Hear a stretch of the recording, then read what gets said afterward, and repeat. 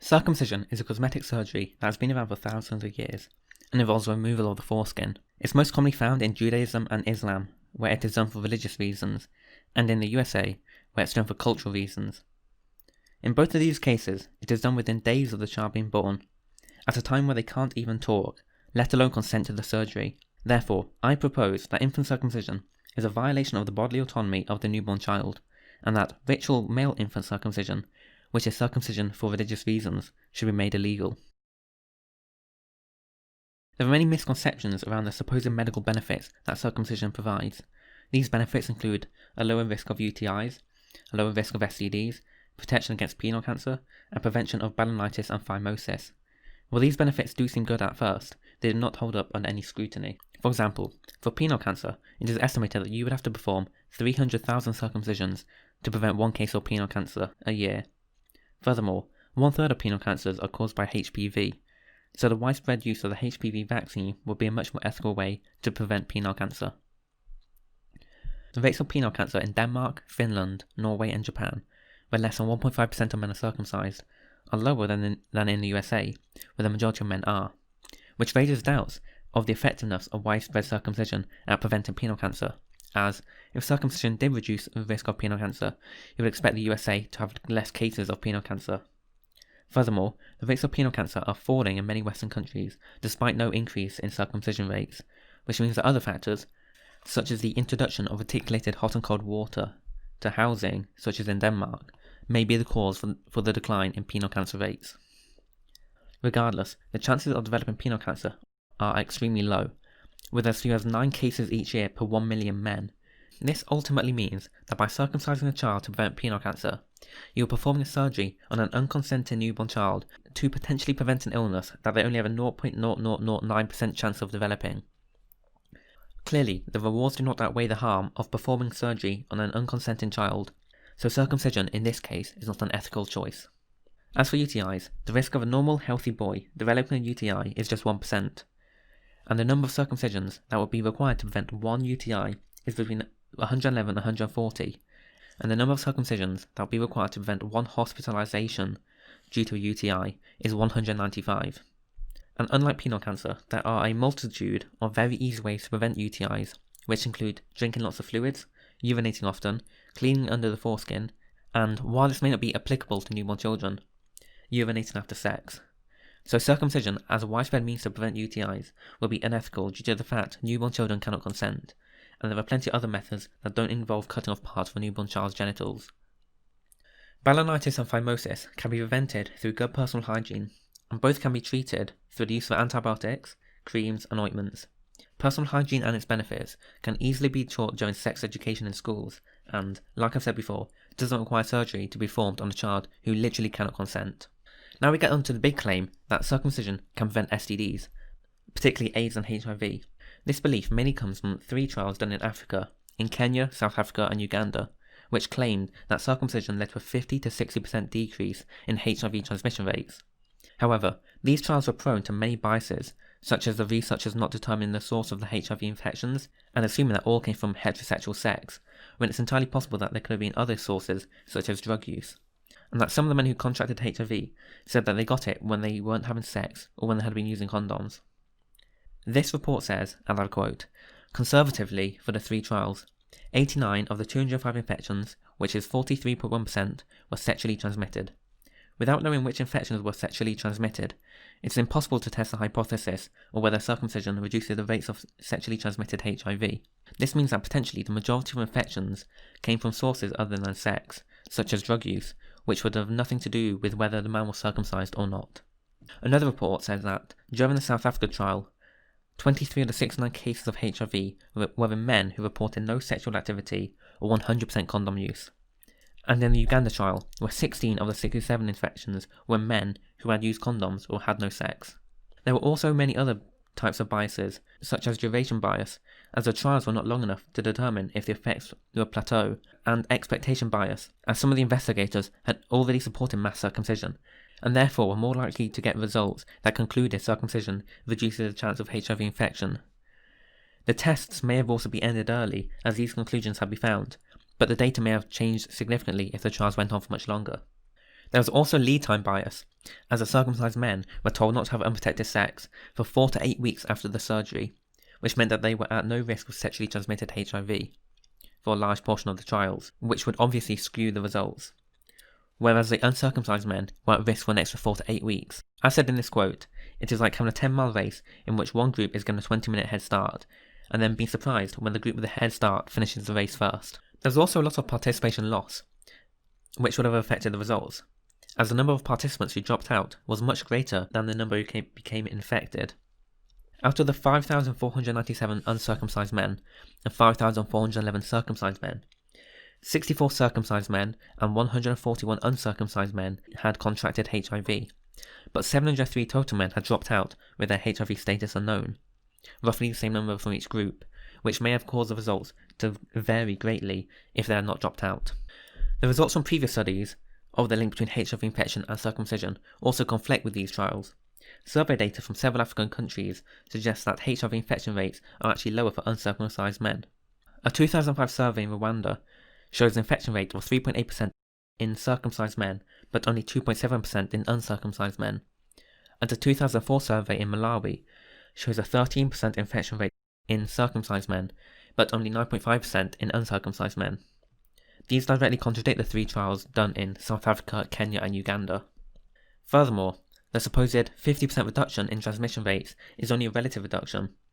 Out of the 5,411 circumcised men, 64 contracted HIV, which is 1.18%, and out of the 5,497 uncircumcised men, 137 contracted HIV, which is 2.49%. And while the relative reduction is around 50%, the absolute decrease is only 1.31%. The fact that 50 to 60% is a quoted figure would likely skew public perception to make circumcision seem like an amazing solution, especially given the researchers' biases. The actual reduction of 1.31% would likely have no tangible differences at a widespread level.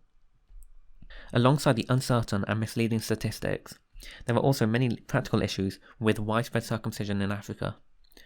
The men in the trials were given continuous counselling and frequent monitoring for infection, which the general population would not. The surgeries were also performed in sanitary conditions, which widespread circumcision in Africa may not be, and the use of unsanitary tools may actually lead to an increase in HIV rates. One estimate is that circumcision in Africa could lead to an increase in HIV infection of 300% due to unsanitary medical equipment. Circumcision may also lead to further medical complications, with a complication rate of 20.2% if you go by infant circumcision data from Nigeria. There are also other alternatives to circumcision, such as condom use, which is predicted to be 95 times more cost effective than circumcision, as well as being more effective in preventing HIV infections. Condoms have an 80% minimum reduction in HIV transmission rates, whereas circumcision, as previously stated, has a 60% relative reduction and a 1.3% absolute reduction. Furthermore, in the trials, a single circumcision costs the equivalent of $69, which could instead be used to buy the man who would have otherwise had the circumcision a 32-year supply of condoms, assuming a continuation of an average of 84 condoms used per year. The millions of dollars spent on widespread circumcision will be much better suited to providing free condoms, HIV testing, and safe sex education. There are also issues with the perception that circumcised men may have towards sex and HIV infection. It's reported that men in Uganda have said that they believe that circumcision meant that you were immune to HIV, and therefore didn't have to wear a condom at all, and lower condom usage will lead to higher rates of infection. A Brazilian health ministry official stated, the World Health Organization and UN AIDS program gives a message of false protection because men might think that being circumcised means that they can have sex without condoms without risk, which is untrue. Studies in the USA have shown no statistical difference between HIV rates in circumcised and uncircumcised men, both for heterosexuals and homosexuals, and that, for high-risk populations, circumcision provides no benefit.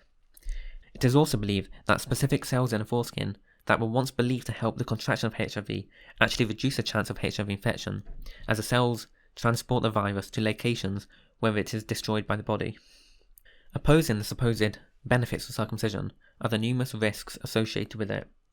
There are many complications that can happen as a result of circumcision, such as bleeding, which can occur in 0.8 to 1.8 of every 1,000 circumcisions, infection, which occurs in 6 out of every 10,000 circumcisions, metal stenosis, which occurs in 1 of every 10 circumcisions, and general injury to the penis in 4 of every 10,000 circumcisions. The overall complication rate of circumcision is relatively unknown, with some estimates between 2% and 10%, and others as high as 35%. These complications can include bleeding, infection, too much or too little tissue being removed, cysts, abnormal healing, metitis, where the opening of the urethra becomes inflamed, metal stenosis, where the opening of the urethra becomes narrowed, phimosis, which can actually be caused by circumcision, and a range of others, including necrosis of the penis, amputation of the glands, and death, which occurs in approximately 119 infant boys every year in the USA alone. Circumcision can also lead to a reduction in sensitivity due to a process called keratinization, where the glands essentially dry out. The nerve receptors can also become desensitized due to constant stimulation, due to constant rubbing on clothing. There's also a loss of sensitivity simply because the foreskin contains nerve endings which are removed during circumcision. According to this paper, the most sensitive parts of the penis are removed during circumcision. According to statistics, 95% of boys will never experience foreskin problems. More than 98% will not need surgery due to any issues, and less than 0.5% will actually require medical circumcision in order to treat an issue. In those cases where circumcision is absolutely necessary, I fully support infant or child circumcision, as there are no other alternatives. However, circumcision should never be viewed as a first resort, and should only be done after all other options have been exhausted, and should never be done to potentially prevent future issues, as the risk of developing some issues is too small to even be worried about, such as in the case of penile cancer, or there are other alternatives to prevent problems, such as personal hygiene to prevent phimosis, or condoms to prevent STDs.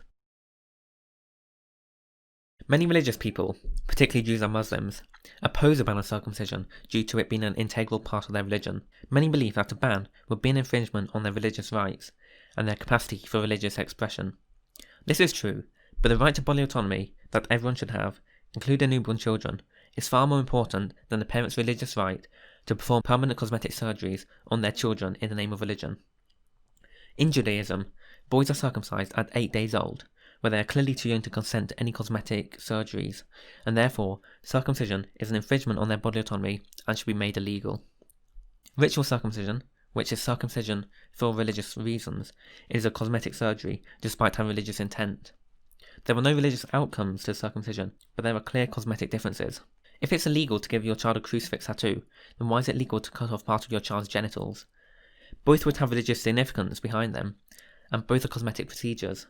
So why is one legal while the other isn't? In an article by the Jewish Chronicle, they say that male circumcision should be tolerated because any harm it might do to the child is minor compared to the harm a ban would do to public feeling.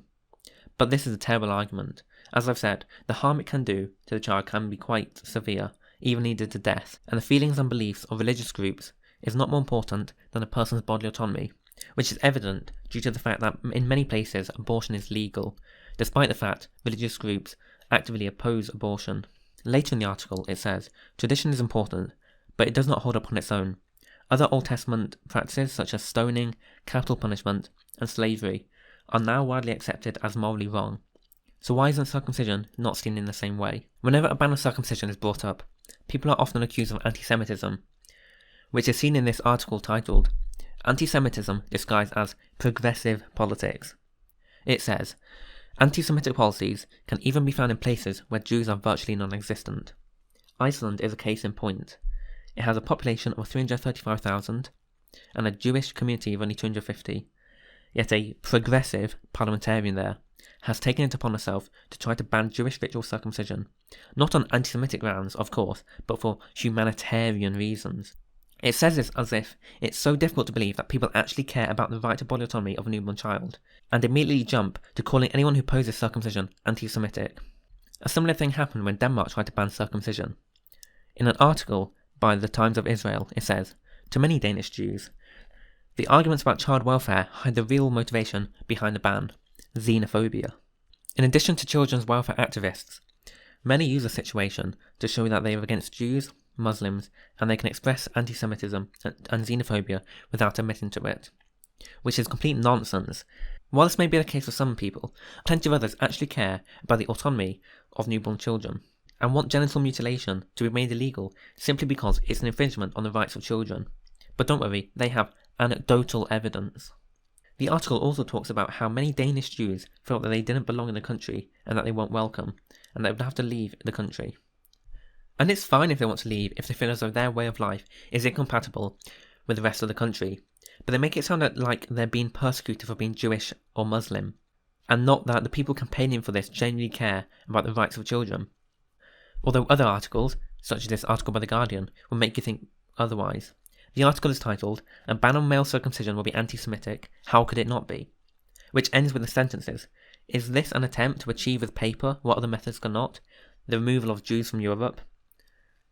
No one is trying to ban Judaism or Islam, but are simply trying to protect the rights of children. On a tangential side note, I found this article written by a Jewish man living in Germany, who wrote about his feelings when he got his son circumcised. It says, "What if Tom is subjected to abuse in school over his circumcised penis?" I just found the complete lack of self-awareness here hilarious. He is saying he's worried about his son being abused in school when he made the conscious decision to deny his son of his bodily autonomy and get him circumcised without his consent. In this article by the Jewish Chronicle, it says an MEP drafted an amendment to the Food Information Bill, which would call for kosher meat to be clearly labelled as kosher meat, and he also asked for similar labelling for halal meat. There is absolutely nothing wrong with this. All this does is give greater transparency and choice to consumers who may be morally opposed to kosher and halal slaughter. However, many oppose this, with one person, Shimon Cohen of Shishita UK, saying, "Mr. Stevenson is picking on Jews and Muslims by saying that only their slaughter methods should be labelled. He's blatantly discriminating against our communities. But this argument isn't valid. Christianity, the other major Western religion, does not have any specific instructions on the slaughter of meat. So regulation cannot be brought against Christians.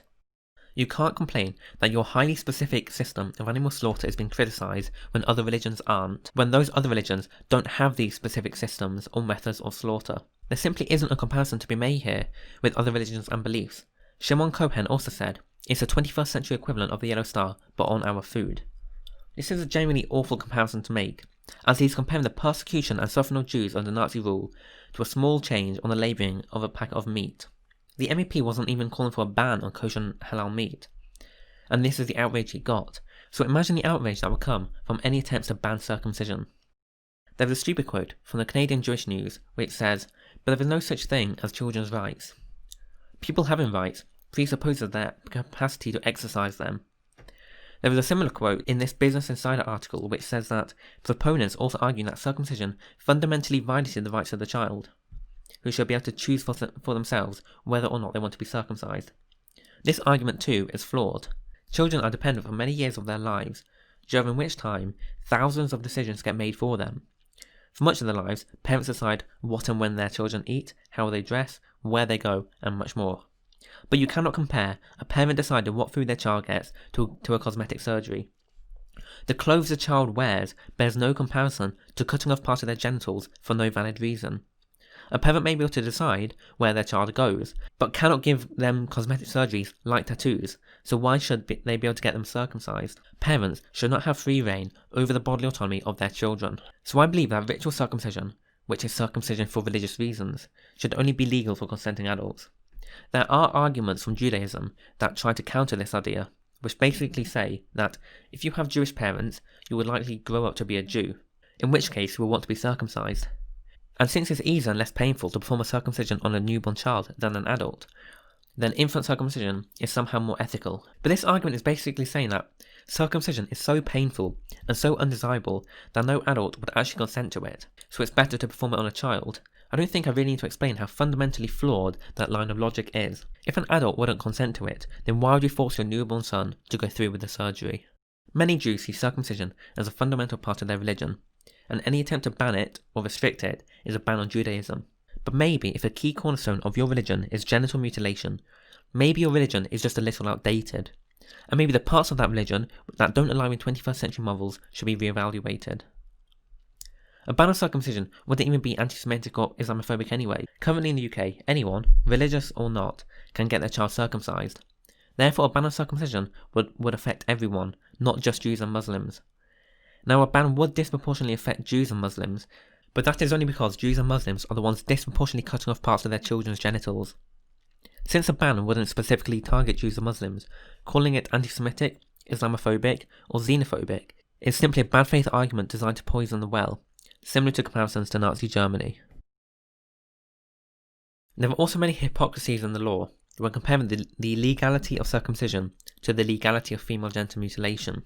FGM has been illegal in the UK since 1985, yet circumcision is still legal, despite there being cases and circumstances where male circumcision is objectively worse than FGM.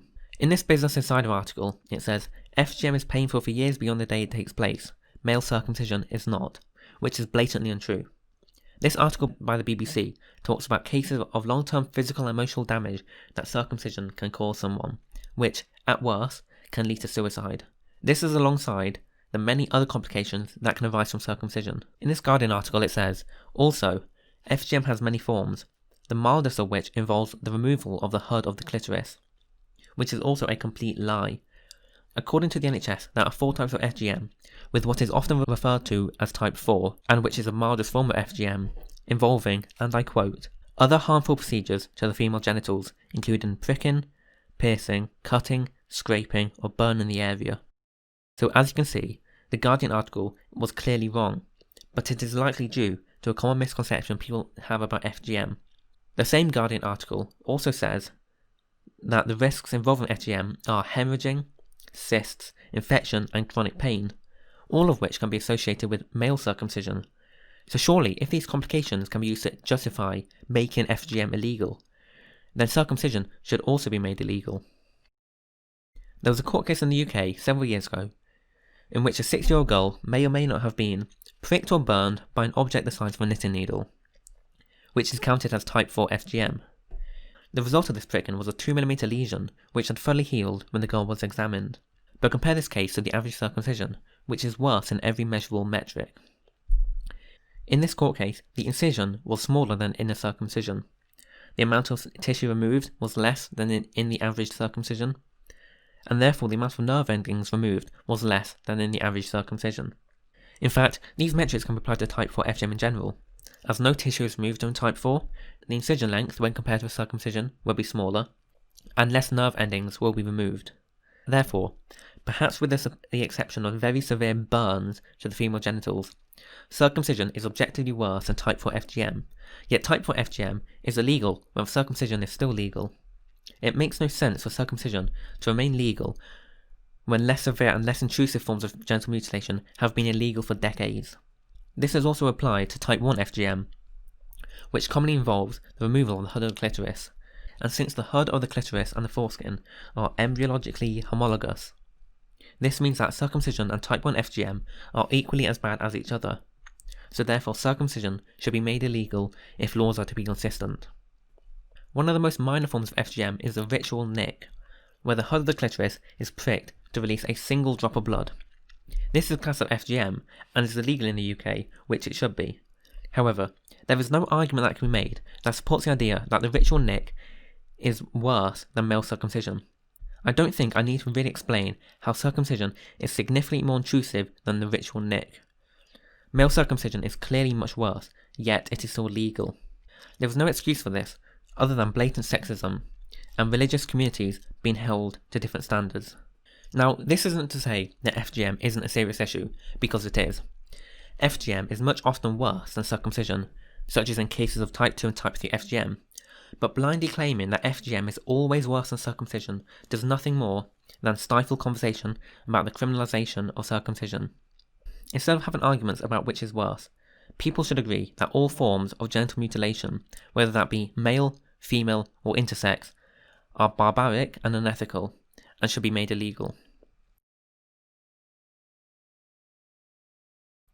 So, in conclusion, circumcision for medical reasons does not hold the benefits that many believe it does, and should only ever be done as a last resort, and should never be done in the hopes that it may one day prevent future issues such as HIV, penile cancer, or phimosis.